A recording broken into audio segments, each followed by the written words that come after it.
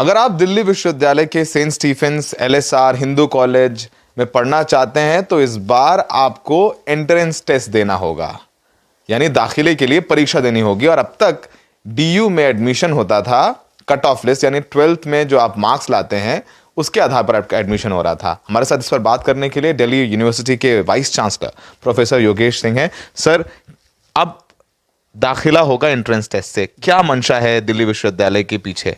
देखिए, अब जो 22-23 के एडमिशन्स होंगे एंट्रेंस टेस्ट से होंगे। ये स्टूडेंट के इंटरेस्ट में सिस्टम है और एक ये फेयर चांस सबको देता है। अभी जो कट ऑफ बेस्ड सिस्टम था, इसने प्रेशर स्टूडेंट्स पे लाया कि 100% पर कई कॉलेजेस बंद हो गए, कई कोर्सेज बंद हो गए। वो तो एक इसका नुकसान है ही कि बहुत प्रेशर होता है, पर उससे ज़्यादा बड़ी बात क्या है, ये सिस्टम उनको फेवर करता है जिनके बोर्ड ज़्यादा मार्क्स देते हैं, और उनको नुकसान देता है जिनके बोर्ड कम मार्क्स देते हैं। इसी कारण से हो क्या रहा है, कुछ स्टेट्स के बच्चे ज़्यादा एडमिशन लेते हैं और कुछ स्टेट से बहुत ही कम रिप्रेजेंटेशन आता है। आप कई स्टेट्स बोर्ड के नाम ले सकते हैं, पर यहाँ लेना ठीक नहीं है, लेकिन ऐसे स्टूडेंट्स को भी नुकसान होता है। तो ये सिस्टम सबको फेयर चांस देगा, अपॉर्चुनिटी, इक्वल अपॉर्चुनिटी देगा और लार्जर इंटरेस्ट में है। और सबसे अच्छी व्यवस्था तो ये होगी अगर हम ये साल में 2 बार कर पाएँ, जिस कारण से कि स्टूडेंट्स को का बेस्ट लेने का मौका मिले। जैसे जेई 2 बार करते हैं, हो सकता है इस बार न भी कर पाएँ, लेकिन आने वाले सालों में करेंगे ताकि स्टूडेंट्स पे प्रेशर कम हो और बेस्ट ऑफ 2 के सिस्टम से जाना चाहिए। इस बार एक बार तो जो पहला जिस बार एडमिशन होगा 22-23 में, वो एंट्रेंस टेस्ट से होगा इस बार। सर, कैसा स्वरूप कैसा होगा? क्या एक एप्टीट्यूड टेस्ट होगा, फिर उसके बाद जिस किसी को साइंस पढ़नी है तो सब्जेक्ट बेस होगा? स्वरूप क्या होगा इनसे एंट्रेंस टेस्ट? इसकी ना अभी डिटेल्स तो वर्कआउट कर रहे हैं, पर एक पहला पार्ट होगा जो कि हमारा एप्टीट्यूड टेस्ट होगा, वो सबके लिए कॉमन होगा। और उसके बाद के जो चीज़ें हैं वो स्टूडेंट्स अपने हिसाब से सेलेक्ट करेंगे। फॉर एग्जांपल, किसी ने साइंस से 12th किया है तो साइंस के सब्जेक्ट लेना चाहेगा, किसी ने कॉमर्स से किया है तो कॉमर्स के लेना चाहेगा, और उसकी परफॉर्मेंस के हिसाब से, चॉइस के हिसाब से, सिलेक्शन के हिसाब से एक मेरिट बनेगी और उस हिसाब से एडमिशन उसको लेना होगा। सर, तो ये लगभग जो एग्ज़ाम्स होते हैं मार्च तक हो जाएंगे। इस बार तो पहले ही जो शेड्यूल चल रहा है मार्च तक, तो ये अप्रैल में, मई में कराने का आप लोगों का एम कर रहे हैं, किस महीने में होगा?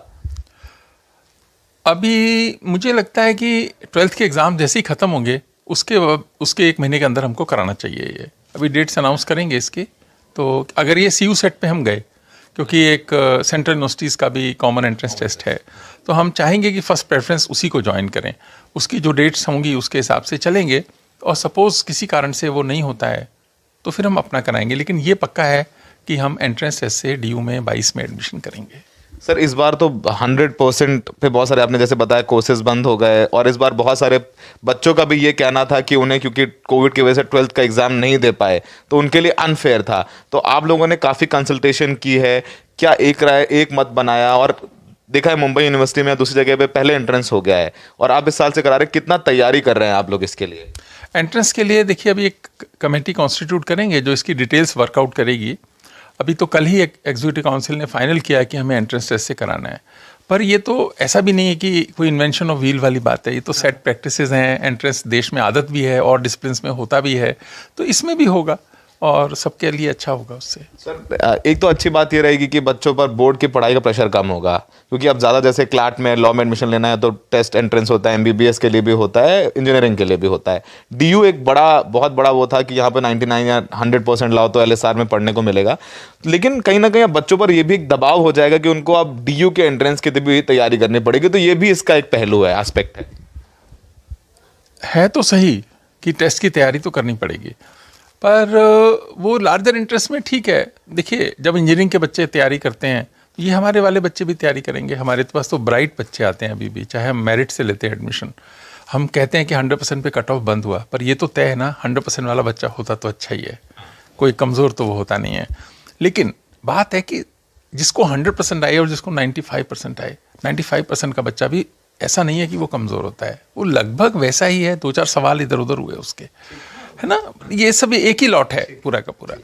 अब वो जब तैयारी करके अपीयर होगा, मैं समझता हूँ एंट्रेंस में भी अच्छा करेगा। देखिए, अच्छा प्लेयर ना किसी भी फॉर्मेट में अच्छा खेलता है। 2020 में भी खेलेगा, वही खेलेगा, 5 डे में भी खेलेगा और 1 डे मैच में भी खेलेगा। क्रिकेट की एनालॉजी दी। सर, आखिरी सवाल आपसे। सर, एक बहुत बड़ा ये भी है कि जो ये एग्ज़ाम्स होंगे उसमें क्या मिनिमम एलिजिबिलिटी क्राइटेरिया होगा क्या बच्चों को वही लोग फॉर्म भर पाएंगे इनके 60% हो 55% हो, तो एलिजिबिलिटी क्राइटेरिया भी रखेंगे आप? अभी जो DU का एलिजिबिलिटी क्राइटेरिया है वही हम चलाएंगे, अभी चेंज नहीं करेंगे उसको। 50 है तो मुझे देखो हर सब्जेक्ट का पता नहीं, अभी नया ज्वाइन किया मैंने, लेकिन उसी को रखेंगे। अगर 50 है तो 50 रखेंगे, अगर 45 है या 55 है तो वही रखेंगे। एलिजिबिलिटी क्राइटेरिया में कोई चेंज नहीं होगा। तो सर ने बताया कि अभी बहुत सारी डिटेल्स वर्कआउट की जा रही हैं, एक कमेटी बनाई जाएगी, वो तय करेगी कि कब और कैसे एग्जाम होंगे, लेकिन कोशिश रही है विश्वविद्यालय की कि बोर्ड के एग्जाम होने के 1 महीने के अंदर एग्जाम्स करा लिए जाएं। तो अब सबको बराबर का मौका मिलेगा कि किसी के 99% आए तो उसको भी एंट्रेंस देना पड़ेगा, और किसी के अगर 70 या 65% भी आए तो उसको भी एंट्रेंस देना पड़ेगा, यानी सबको बराबर का मौका मिलेगा। और DU में जो पढ़ना चाहते हैं लोग, उनको एक अच्छा अवसर दिया जा रहा है। नई दिल्ली में सौरभ शुक्ला, NDTV इंडिया।